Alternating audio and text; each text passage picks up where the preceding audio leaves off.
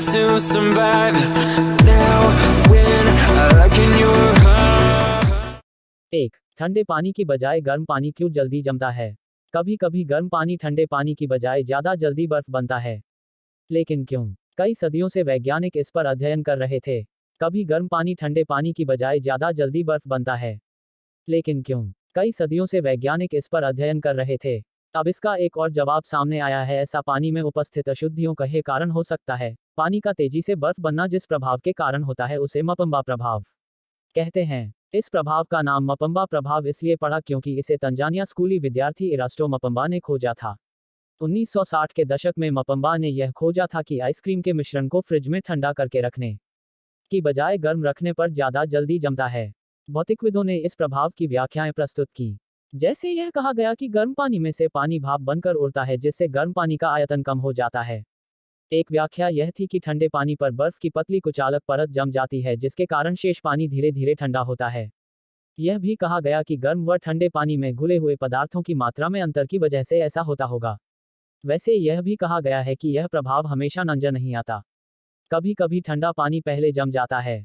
State university of New York के radiation safety officer James ब्राउनरिज कहते हैं कि यह बेतरतीब व्यवहार महत्वपूर्ण है। पिछले 10 सालों में उन्होंने मपम्बा प्रभाव पर 100 प्रयोग किए हैं और वे इस निष्कर्ष पर पहुंचे हैं कि यह प्रभाव पानी में घुली हुई अशुद्धियों के कारण होता है। ब्राउनरिज का कहना है कि पानी 10 डिग्री सेल्सियस पर कभी कभार ही जमता है। आमतौर पर पानी 0 से कम तापमान पर जमना शुरू करता है। पानी के जमने का तापमान पानी में बर्फ के क्रिस्टल बनने पर निर्भर करता है। पानी में कई प्रकार की अशुद्धियां पाई जाती हैं, जैसे धूलकण, नमक और बैक्टीरिया वगैरह। इनमें से प्रत्येक हिमांक पर अलग अलग ढंग से असर डालता है। जिस अशुद्धि पर बर्फ के क्रिस्टल बनने का तापमान सबसे अधिक होगा, पानी उसी तापमान पर जमने लगेगा। 2. क्या वजह है कि दुनिया की सबसे खूबसूरत औरत, मोनालिसा, की भौहें नहीं हैं? मोनालिसा डा विंची को बहुत प्रिय थी। इस तस्वीर से उनका जुड़ाव अटूट था। कहा जाता है कि मरते दम तक डा विंची ने इस तस्वीर को अपने पास रखा। मोनालिसा का नाम सुनते ही एक तस्वीर आंखों में उभरती है। मोहक मुस्कान वाली एक औरत की तस्वीर जिसे हकीकत में तो शायद ही किसी ने देखा हो, लेकिन लियोनार्डो डा विंची की चिनार के पेड़ की छाल पर उकेरी छवि हर किसी के जेहन में बसी हुई है। कहा जाता है कि यह पेंटिंग ऐसी पहली पेंटिंग थी जिसमें आर्टिस्ट ने विषय वस्तु के पीछे का बैकग्राउंड अपनी इच्छा से बनाया था। मोनालिसा और उसकी पेंटिंग के बारे में बहुत से किस्से कहानियां प्रचलित हैं। लेकिन इन सबको भूलकर अगर एक नज़र हम इस तस्वीर पर डालें तो एक बात खटकती जरूर है। दुनिया की सबसे खूबसूरत महिला की आंखों के ऊपर भौहें मतलब आईब्राउज नहीं थी। डा विंची की मोनालिसा कौन थी, इसको लेकर भी इतिहासकारों में बहुत मतभेद रहे हैं। वैसे सबसे प्रचलित थ्योरी के अनुसार मोनालिसा असल में लिसा डेल जियोकोंडो थी जो फ्लोरेंस के एक व्यापारी फ्रांसिस्को डी बर्तोलोमेओ की पत्नी थी। ऐसा भी कहा जाता है कि मोनालिसा डा विंची की खुद की तस्वीर थी जिसे उसने एक महिला का रूप देकर बनाया था। ऐसा इसलिए क्योंकि मोनालिसा के नैन नक्श डा विंची की बनाई हुई खुद की तस्वीर से बहुत मिलते जुलते हैं। ऐसे पता चला हकीकत का। मोनालिसा कोई भी हो, लेकिन ये तो पक्की बात है कि वो बहुत खूबसूरत थी और उसकी मुस्कान सम्मोहित करने वाली थी। तो फिर डा विंची ने उसकी भौहें क्यों नहीं बनाई थी? या वाकई मोनालिसा की भौहें थी ही नहीं? इसका जवाब मिला है 3000 घंटों की रिसर्च के बाद। मोनालिसा डा विंची को बहुत प्रिय थी। इस तस्वीर से उनका जुड़ाव अटूट था। कहा जाता है कि मरते दम तक डा विंची ने इस तस्वीर को अपने पास रखा। अब यह पेंटिंग फ्रांस की संपत्ति का हिस्सा है। इसे ना तो बेचा जा सकता है ना ही खरीदा। मोनालिसा की अमर मुस्कान आज भी पहले जैसे ही है। 3. जरा सोचिए, क्या आपने कभी किसी चींटी को आराम करते हुए देखा है?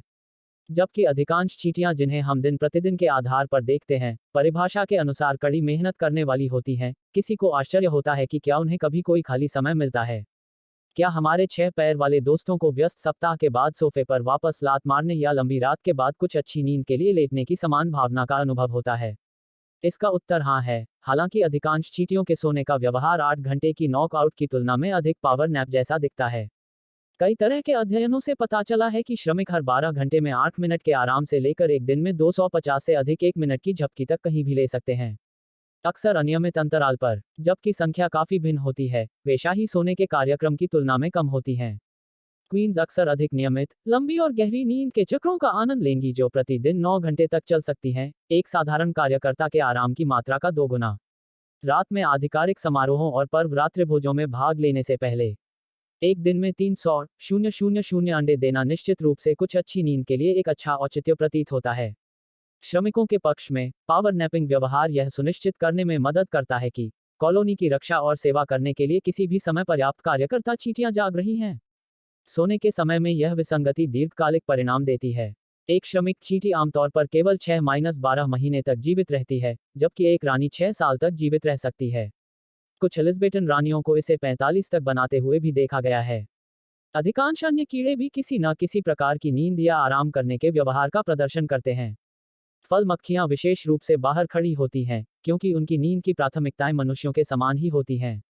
वे रात में 7 घंटे तक सो सकते हैं, जो उनके 50 दिन के जीवनकाल को देखते हुए काफी उल्लेखनीय है। नतीजतन, वे आमतौर पर कैफीन और नींद की कमी के प्रभावों की खोज करने वाले विभिन्न प्रकार के नींद अध्ययनों में उपयोग किए जाते हैं। उत्तरार्ध भी उनमें संज्ञानात्मक अक्षमताओं का प्रदर्शन कर सकता है। उन्हें कॉफी पीने के लिए मक्खियां कैसे मिलती हैं, यह एक रहस्य बना हुआ है। लेकिन अगर आपको यह जानने में खुजली हो रही है कि एक फल मक्खी की संज्ञानात्मक क्षमताओं का आकलन कैसे किया जाता है, एक सामान्य तरीका यह है कि मक्खी को 2 सुरंगों के साथ पेश किया जाए, एक अंधेरा और दूसरा अंत में एक प्रकाश के साथ। यदि चीनी को अंधेरी सुरंग में रखा जाता है और कुछ ऐसा जो वे प्रकाश सुरंग में नापसंद करते हैं, तो मक्खी अंततः प्रकाश की ओर बढ़ने की अपनी प्रवृत्ति को अनदेखा करना सीख जाएगी। नींद से वंचित मक्खियों को इसे सीखने के लिए अधिक समय की आवश्यकता होती है और इसे और अधिक जल्दी भूल जाते हैं। स्रोत तो हम वहां जाते हैं। चींटियां पावर नैप और फल मक्खियां इंसानों की तरह सोती हैं। नींद का विषय अद्भुत, रहस्यमय और जिज्ञासु कहानियों का एक सच्चा भानुमति का पिटारा है, जिसे निश्चित रूप से ए डोज ऑफ क्यूरियोसिटी की भविष्य की किश्तों में खोजा जाएगा। 4. हमें कोका कोला के रंग के बारे में सच्चाई मिली। क्या यह वास्तव में भूरे रंग का हो जाता है क्योंकि यह हरे रंग से शुरू होता है? कोका कोला बहुत लंबे समय से है, 1886 से, वास्तव में, तो इसमें कोई आश्चर्य की बात नहीं है कि पे के आसपास कुछ मिथक और शहरी किंवदंतियां हैं। एक लोकप्रिय विचार यह है कि कोका कोला वास्तव में हरा रंग है, भूरा नहीं। यह एक ऐसा सवाल है जिसके बारे में फिजी ड्रिंक के कई प्रशंसकों ने थोड़ी देर के लिए सोचा है, तो चलिए इसे आराम देते हैं। क्या कोका कोला भूरे रंग में रंगा जाता है क्योंकि यह वास्तव में हरा निकलता है? हमें जवाब मिल गया है। Snopes.com ने हाल ही में चीजों को साफ करने के प्रयास में इस प्रश्न को लिया, और उनकी प्रतिक्रिया बहुत सरल थी। नहीं, कोका कोला वास्तव में हरा नहीं है। यह एक बोतल में अलग दिखने के लिए भूरे रंग से रंगा नहीं जाता है। यह कभी हरा नहीं रहा है, और रंग वास्तव में कभी नहीं बदला गया है। स्नोप्स के अनुसार, सोडा के लिए मूल सूत्र के लिए कार्मेल की आवश्यकता होती है, जिसने कोक का एक बर्फीला गिलास दिया जो कि समृद्ध भूरा रंग था। 1800 के दशक से, नुस्खा स्पष्ट रूप से बहुत सारे बदलावों से गुजरा है।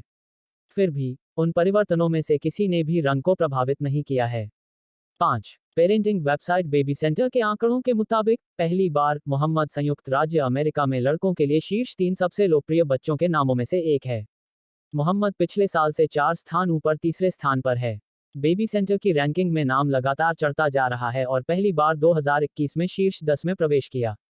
बेबी सेंटर के global editor in chief Linda मरे ने एक समाचार विज्ञप्ति में कहा, मुस्लिम परिवार अक्सर पैगंबर का सम्मान करने और बच्चे को आशीर्वाद देने के लिए पहले बेटे के लिए मोहम्मद को चुनते हैं। नाम में कई वर्तनी भी हैं, और इससे किसी नाम को शीर्ष 10 में लाने में मदद मिलती है।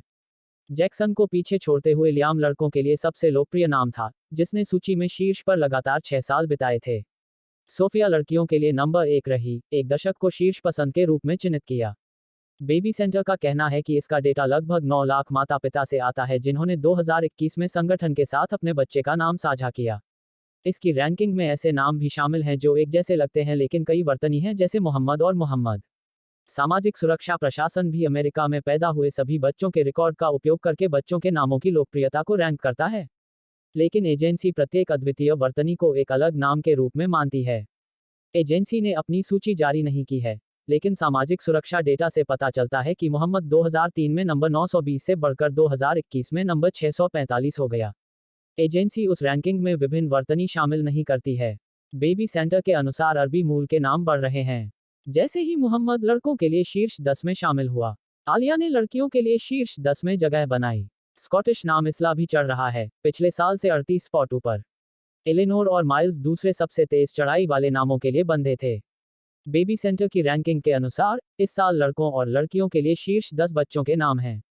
दुनिया के टॉप 10 नाम जानने के लिए डिस्क्रिप्शन पर जाएं।